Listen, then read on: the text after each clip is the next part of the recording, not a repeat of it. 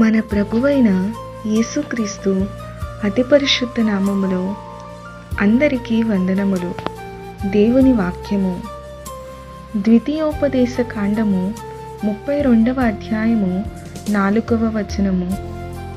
ఆయన ఆశ్రయదుర్గముగా ఉన్నాడు. ఆయన కార్యము సంపూర్ణము.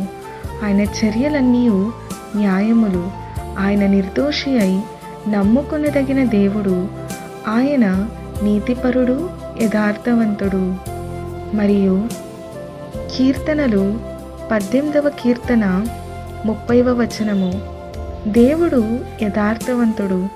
యెహోవా వాక్కు నిర్మలము. తన శరణజొచ్చు వారికందరికీ ఆయన కేడెము. మరియు కీర్తనలు 145వ కీర్తన 3వ వచనము.